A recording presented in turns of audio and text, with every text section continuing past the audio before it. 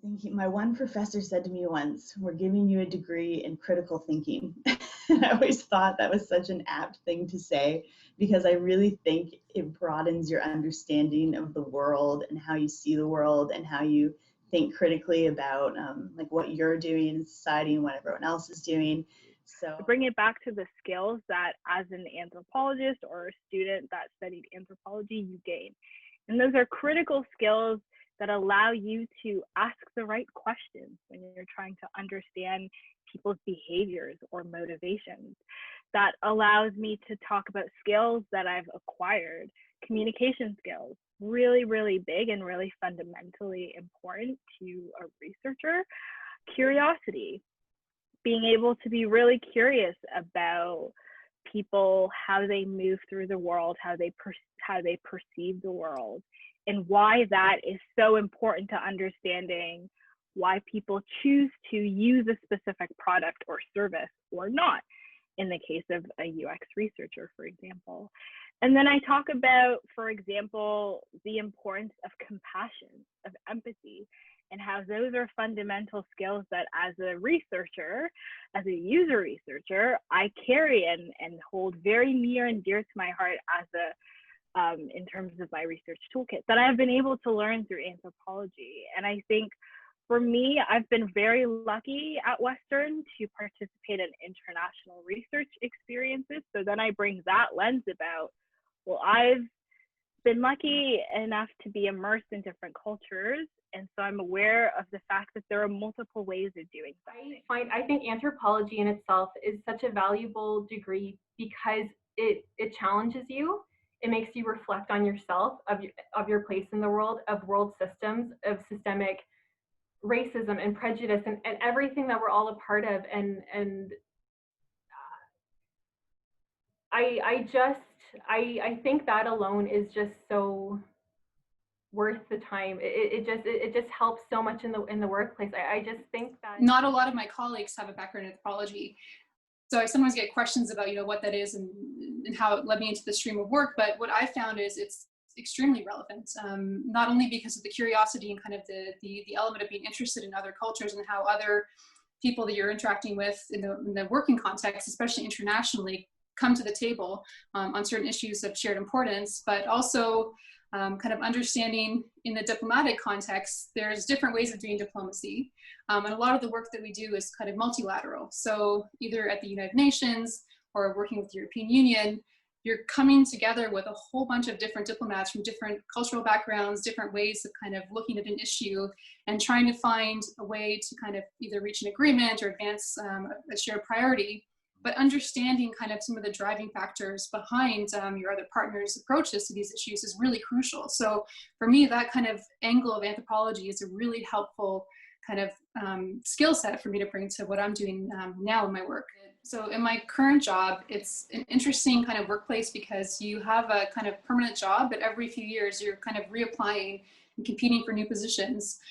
So I think some of what you bring to the table as an anthropologist or an anthropology background kind of helps in the sense that you have maybe an additional layer of sensitivity to some of those questions that really do help you do a little bit better in your work. And I think you don't have to study anthropology to have kind of that skill set or have that layer, but it definitely almost makes it innate or built in to some of the ways you approach some of the workplace issues you're facing. And just to add as well, in the government context, in the way that you're kind of evaluated as an employee, there's all of these things called competencies, which are kind of this objective framework of performance measurement. And one of the ones that's really crucial for us is intercultural effectiveness. So, I mean, that's just a natural, connection to what you've kind of developed as an anthropology student in terms of, cultural sensitivity, being really reflexive about your identity and how that identity engages with other groups of people.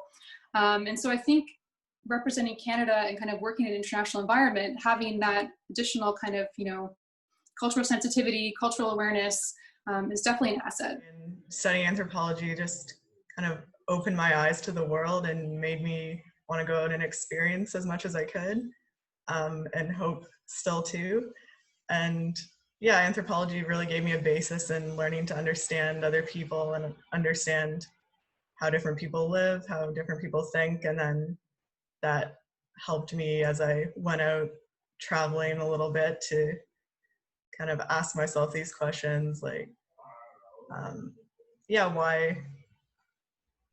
why there are differences and similarities with people around the world. And it was, yeah, just definitely helped me in my travels. You could take anything in university, but what you're really leaving with is research skills. And what you learn while you're taking the anthropology program, I've been able to really apply into my graduate studies with my MA and soon to be with my PhD, because I am going to be starting at Concordia this year with Heather Igler-Liorti, who's one of the only Inuk professors in Canada accepting graduate students right now. And I think I'm going to be her first Inuk grad student, so it's going to be interesting to see how this all plays out.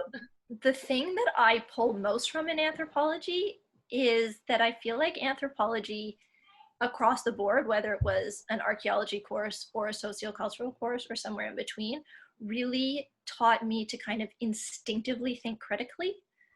So I think good teaching needs to be backed in critical thinking, and I think very often it isn't. Science, your ability to conduct a literature review, you are substantially like miles ahead of perhaps other disciplines, in your ability to like take in lots of information and kind of, someone referred it to me as we call ourselves like almost information curators, when you're like kind of making these documents for the public or for a government, and that you're kind of taking this wide set of information from very academic sources, but also even newspaper articles and interviews, and being able to kind of curate that information into like top 10 themes. That's been like a very important skill for me in terms of doing practical work. In terms of anthropology specifically, I do a lot of interviews and workshops.